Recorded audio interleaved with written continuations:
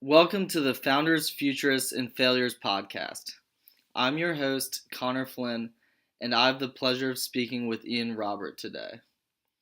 Ian is the growth associate at Scouted.io, a startup that is modernizing the entry-level recruitment process to help companies hire the right talent more effectively and more efficiently. Founders, Futurists, and Failures is brought to you by Startup Commons and entrepreneurial. Startup Commons is dedicated to digitizing and connecting startup ecosystems globally to scale entrepreneurship, innovation, and business creation around the world. They provide digital connectivity and solutions to enable data-driven economic development and policy making for local ecosystems. Entrepreneurial is working to prepare the next generation of entrepreneurial leaders for careers in startups, impact investing, and economic development. You can support this podcast by purchasing Founders, Futurists, and Failures t-shirts at entrepreneurial.com/shop. Now, let's get into our conversation with Ian and learn about data-driven marketing, dual-sided platforms, and working in the startup world. What problem is Scouted solving? Scouted is an algorithm-based job matching platform that is helping companies make better entry-level hiring decisions. In reality, we're trying to be a job marketplace that is more meritocratic for both people finding jobs and companies trying to seek job users. The average company when they make a bad hire tends to cost 3 times a candidate's salary. So we're trying to help companies not only source and evaluate candidates differently, but also make the better decision to ensure that the candidates that they're hiring are, ones for the future or with the companies long term. So how are you changing the way companies do this? And what does the process look like for a typical company? Yeah, that's a great question. The big thing for companies is that oftentimes, more times than not, they're very one-sided when it comes to evaluating and trying to source candidates. They'll have very regimented job descriptions. We only want the candidate who went to an Ivy League school and has X amount of experience at these consulting firms, and is of this experience level. And that's not really the right way to go about that. We're trying to change the way companies not only select talent, but then from there, they pick a kid who went to a state school who was a physics major or a math major, who may be fresh out of college, and we try to help them be like, this person has the same skill set and the same abilities as that other person in the job rec you had previously mentioned. So you should look at these candidates differently and kind of evaluate them that way. So essentially, companies come to us because they like the way we evaluate talent. We look beyond just a resume. We try to look for key indicators of success, things like grit, EQ, horsepower, that are really good indicators for what a candidate is like in the office and how they'll interact in the workplace and the environment, and how they'll eventually succeed at their job. So essentially, companies will come on to our platform. They'll sign up. They'll fill out initial kind of job specs and company specs, explain what they're looking for. From there, we try to set up a secondary call and try to gather or extrapolate more data from them that we can match against our candidates, to ensure that when we send them the candidates, that they're not only matching what they're looking for, but also matching kind of the things that we think they would be good at or know they'd be good at, to ensure that there's a good fit of both the people they're kind of more used to and the other set of people that we think they'd be a good fit for. It's one of those things where right off the bat, we will try to send them the ideal candidate that they're looking for, and eventually kind of sprinkle in candidates that we think would be a good fit. And it eventually kind of changes their mindset. And like, oh, well, I saw that candidate. Well, he wasn't a direct fit. I do like the idea of having that level of experience or that sort of experience, and then coming back and making those adjustments every time we send them candidates and things like that. Okay, so how exactly do you decide which candidates you send them? Or what does the process look like for a candidate? Yeah, so I'll kind of walk through how a candidate accesses the platform. So essentially, candidates sign up. They go through like their application or profile creation stage where we try to gather as much data as we can about them. It's like some typical things like name, where you went to school, previous experiences. You upload your resume. Then we ask some more differentiated questions, things like are you like what are your top 5 greatest weaknesses and top 5 strengths, which is pretty stereotypical, but it actually gives a good idea of what someone's interpersonal assessment or EQ is like. Really, if someone's picking, very, if they pick, interpersonal relations as a weakness, more times than not, they really do think that, and they more times than not really are not great at that. So we wouldn't, it's actually a pretty good indicator of what their actual EQ is like. So we ask all those questions and such and really gather the data. That gets run through our initial algorithm, which parses out different things from the resume and all the data they've given to us. So, for instance, you have a student who, again, I'll kind of use Ivy League as the example. They went to an Ivy League school. They had like a 3.5 GPA. But they really didn't do any other activities. And then you have another candidate who went to a state school, had a 3.0 GPA, but worked full time through college, and was involved in a number of sports teams or clubs and things like that. They would get a higher horsepower score or grit score because even though they may have not gone to as good prestigious of a school or their grades may not have been as good, they have the interpersonal abilities and kind of skills that the person who went to Ivy League school and only focus on school doesn't have. So we try to essentially level the playing field for our candidates, and that's how we evaluate them. From there, our candidates are invited to what we call our round 1 virtual interview. This is where our candidates do a 5-question self-recorded interview. As much as we are a data-driven company and people analytics-based company, at the end of the day, we really try to get to know our candidates. So this is a great portion of the process for them. They answer 5 different questions, and it gives us a good idea of how they write, how they speak, their critical thinking, their personality. Are they maintaining eye contact with the camera? Things like that. It just builds a bigger, more holistic picture of what a candidate is like, rather than just that initial resume or just that initial application. And then from there, we essentially review each candidate's interview and kind of assess it on a uniform kind of checklist, and then match that with the initial algorithm data. And then from there, candidates opt into jobs, the ones that they're interested in. Obviously, we don't want to send candidates that are not interested in the jobs at the companies, and vice versa. And then from there, we run the matching process again. Essentially, we match by each role. Initial score that we've taken from your application and your interview, and then we do another matching analysis based on the job. So, if you're interested in business development and you have business development experience, you're probably going to get a higher match score with a business development role in comparison to like, a software engineer job or something like that. So this ensures that we're making role by role and company by company matches rather than just making generalized matches, regardless of culture or skills or things like that needed. Okay, so it sounds like you guys use data-driven insights a lot and algorithmic processes for matching. So how do you use data to make marketing and product decisions? Yeah, that's also a really good question. We are very data heavy or data driven when it comes to the matching process, and it's equally as responsive in the product and the marketing decisions we make as well. We use a number of different tools to help us with these decisions, things like Mixpanel, obviously more typical like Google Analytics. We have a lot of back-end reports that we've created, especially on the product side.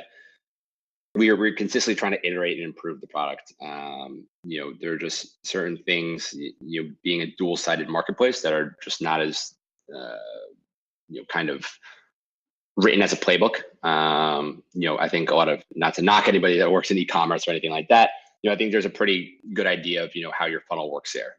Someone comes to your website, they look at a product, they put it in their shopping cart, and then they purchase your product. It's like, that's a pretty standard funnel, right? Right. And like you look at different things like lifetime value of a customer, your cost of acquisition to purchase and things like that for e-commerce. In our case, it's a little different.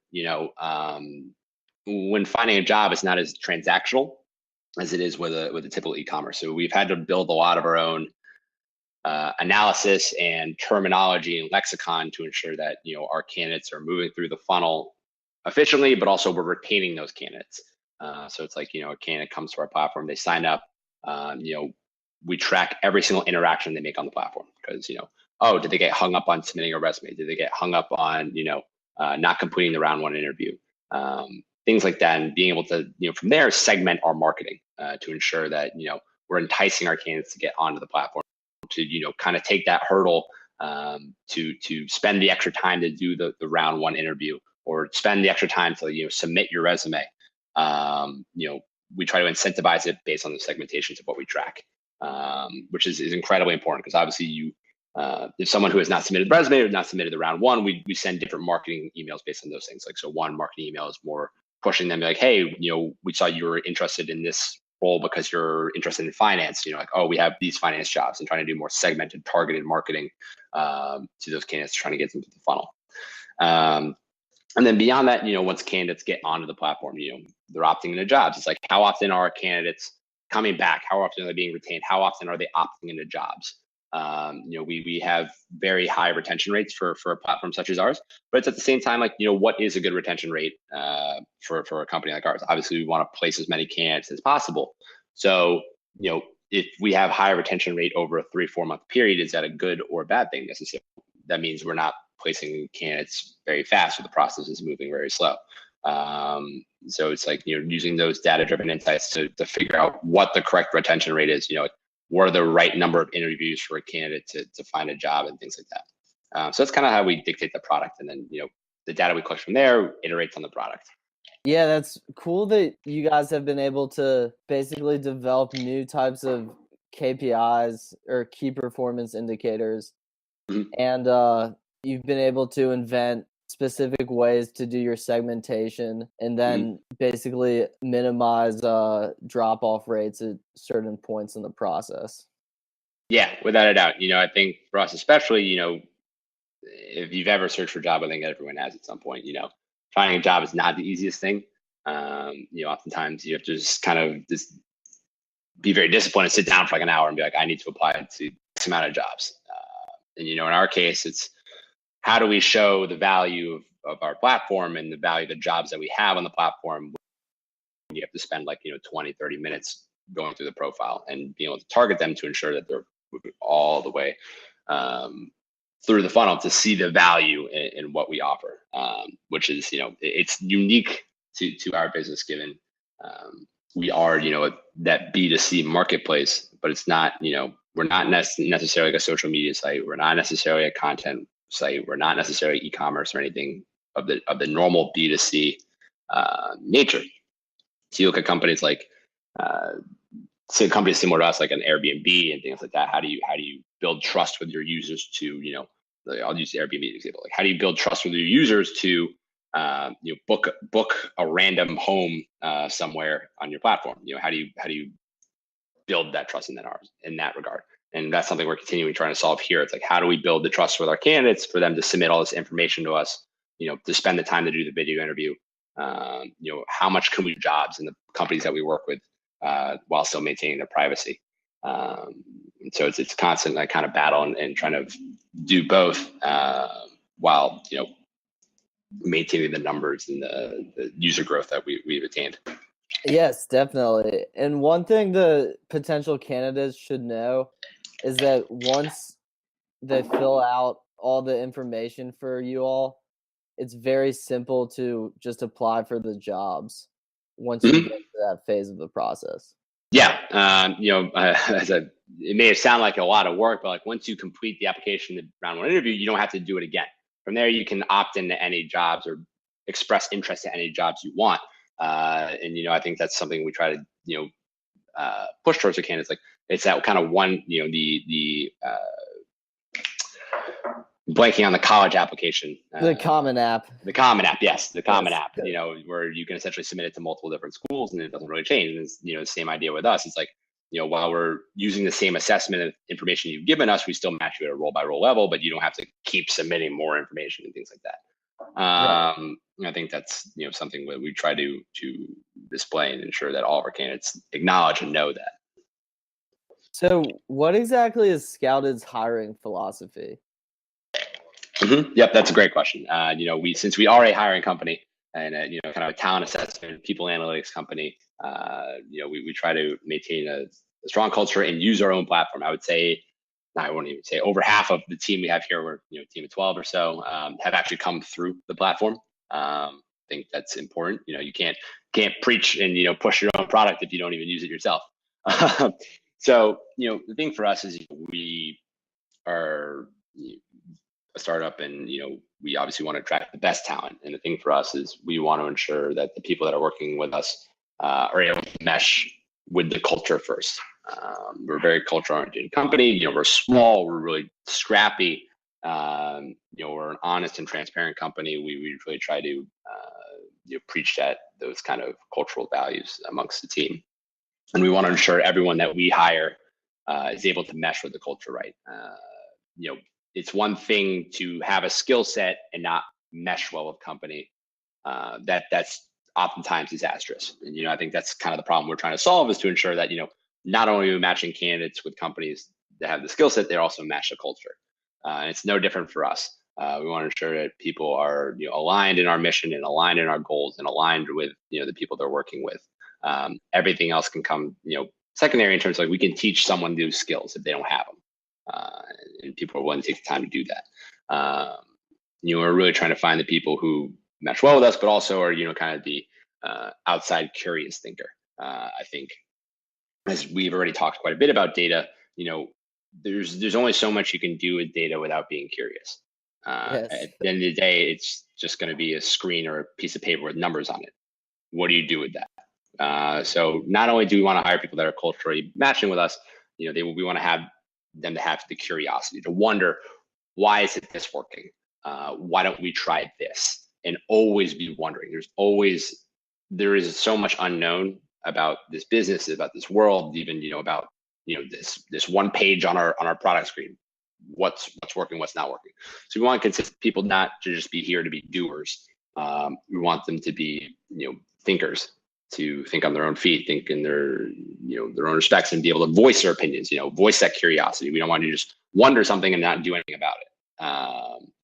So I think those are kind of the overarching things that whenever I'm interviewing someone or talking with someone, trying to understand and kind of drill down on to know whether they're a good fit here.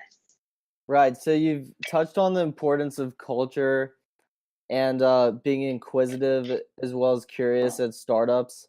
Mm-hmm. So what else can you share about being an early employee at a startup?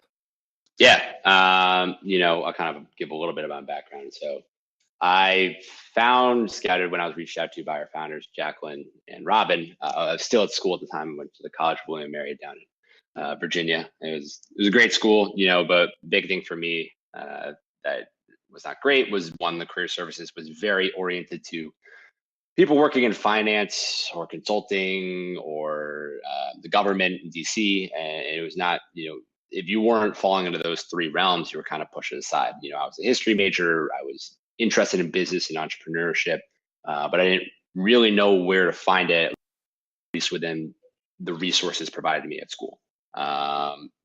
So one day I got an email from Jackson Robin, be like, "Hey, we started this cool company called Snap." At the time, Scouter was known as Snap back then. Right. And I applied. It was this sketchy Google form. The real MVP. When you hear MVPs, like if you just start a product, this is about as MVP as you can get. It was me filling out a Google form. Like, well, if I get my identity stolen, I get my identity stolen. Next thing I know, I hear back from them, and they're like, "Oh, we have set up 3 interviews for you." I'm like, "Oh, that's awesome!" Like, I picked these 3 startups. It seemed cool. I had 3 interviews with these startups. Eventually ended up interning at a cybersecurity startup called Red Owl Analytics out in San Francisco. They actually just got acquired by Raytheon, and I learned so much. I moved out to San Francisco. It was awesome. At the time, they were a Series B start. They had just closed their Series B, so they're a little bigger. They're around 60 employees. Okay. But being out in San Francisco, it's about as stereotypical as it gets. It's not dissimilar to the show Silicon Valley. I'm just being honest. And I found myself, I caught the kind of the startup bug I came back to school my senior year and was like, I want to work for a startup, whether it's, a larger size or a smaller one. I just want to feel ownership and onus and know that the work that I'm doing matters and, feel in touch with the team and the product. So, I kind of came back. I had a couple other offers at other startups, but none of them I was super passionate about. And I realized, like what products do I admire?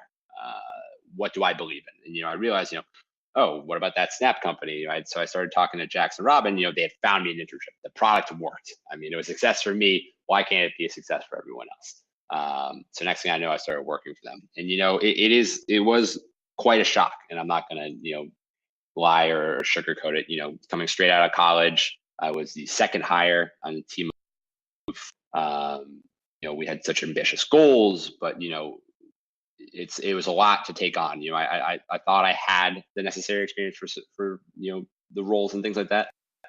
But it took, it was quite a gut check, I would say. When Robin and Jax were interviewing, they told me, like the first month you're going to be like, oh, this is a really cool job, and then after a month you're going to have like kind of the whole fire hose in your mouth effect, where you're just going to have water coming out of every seam. And I kind of realized after a month, and I kind of really tried to ground myself and realize that do I want to do this? Am I interested in this? I told myself, of course, I'm not going to come here and not accomplish what I in something that I don't, and something that I believe in, and I kind of persevered. And one of the big things I learned in my early stage time is always try to learn and read. Again, very cliched. Every entrepreneur or founder will tell you, oh, you got to read this amount of books in this amount of time. And it's not even just reading books, like just, I spend my fair amount of time in Reddit, like any other person. Yes. If you're not familiar with the startup subreddit or entrepreneur subreddit, those are great places to read content and hear from other people's perspectives. Reading on VentureBeast and TechCrunch and Hacker News and just kind of experiencing what other people are going through.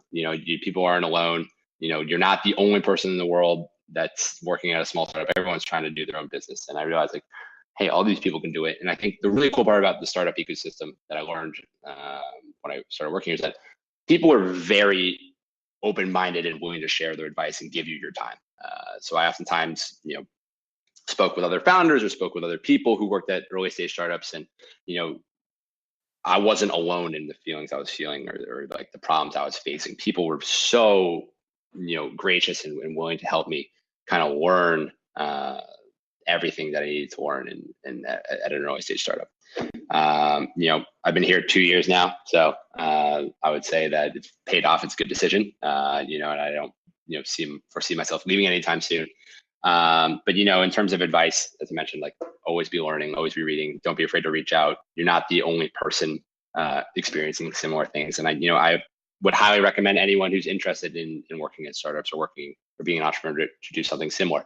You don't really know how much work it takes to get a business off the ground or keep a business going or grow a business until you've done it yourself at such an early stage. And I really value that. And I'm not to thank myself, but I think our founders, Jax Robin, taught me so much, and I really believed in them. It's another thing. If you don't believe in the people you work with, then you're only setting yourself up for failure. Right. They did a great job in I don't want to say selling me the idea or selling me the mission, but they really did a good job of me believing in what we're doing, and I still do. And I think that's something that if anybody's wondering whether to work for a startup or not, like if you don't believe what the founders or early stage employees are preaching, then don't do it. It's simple as that. It's kind of the ultimate gut feeling sort of thing. Yeah, that's very impressive that you eventually started working at the company after using their MVP to get an internship. Yeah, it was pretty nuts. I never imagined it, to be honest. And then next thing I knew, I started working here, and I was like, wow, like only a couple months ago I was using this. But that's also the crazy part too. Is like I remember when this product was a Google form. I remember when it was just Jackson Robin when I used to email them. Right. Now I'm not going to say we're about the IPO or anything like that, but we're a team of 12. We have an actual technology product, an actual platform.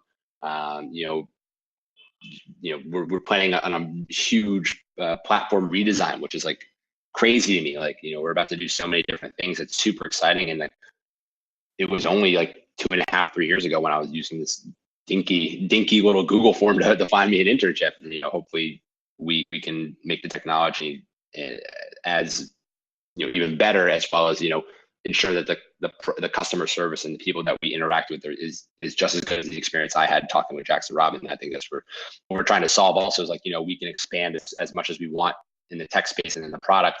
But how do we ensure that we can scale up being so personable and being able to interact with all our candidates one-on-one, or be accessible to all of our candidates one-on-one as well. Great. So you had a interesting journey into startups a little bit, since it was centered around Scouted. Mm-hmm. But what advice would you give in general to people looking to get involved in the startup world or find jobs at startups? Yeah, that's a great question. Again, I think now more than ever, it is become easier. I don't want to say it's the easiest thing in the world, but there's a number of different steps you can take. For instance, I was lucky enough in college to have this kind of opportunity fall in my lap. Just to be honest, if they hadn't emailed me, I would have probably never have known what startups were like, and I'd always known what your typical Uber, or your Instagram, and all your classic big name startups were like, but never knew like all these different cool small scale startups that are doing really awesome things. But in general, trying to find or get involved is like just always be reading and be active. Some schools do a better job than others when it comes to being able to source or find startups. If that's not the case, there's plenty of products out there that help you find, this kind of niche entrepreneurial groups, like whether it's like, like a meetup, or, Eventbrite has plenty of open events, companies that are hosting events with like other entrepreneurs and other people interested in startups.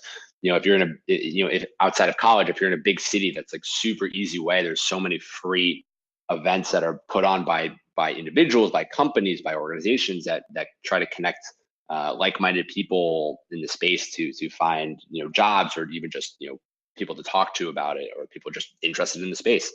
I think half the part of wanting to work at an early stage startup is kind of being a hustler and kind of being inventive and having that entrepreneurial spirit. So you got to really put yourself out there. It's more times than not, it's not just going to fall into your lap. You got to go out there and spend the time if you're really driven by it and interested by it. And even beyond that, I think the cool thing about startups is that people, I think, are only associated with like niche technology, things like that. But there's so many industries within technology that have grown, like, whether it be, the agricultural tech scene, or, healthcare. So you don't even have to be involved necessarily in tech. Let's say you are really interested in public health. There are so many startups that are doing so many things like that. Or if you're a psych major and you're interested in mental health, there are more mental health startups I can think of that are incredible. And I think, it's being open-minded and being able to want to find these things and kind of source them on your own is probably, while not concrete advice, it is certainly something that if you're interested in the space in the early stage and trying to find something you're really interested in, you can find it now thanks to the power of things like Eventbrite and Meetup and such. Right. And Scouted is also an excellent option if you don't want to do too much of the sourcing. That is true. Not to plug us too much, but Scouted does do that, and I think that's one thing we do a good job of, is being able to expose candidates to companies that you may have not known existed.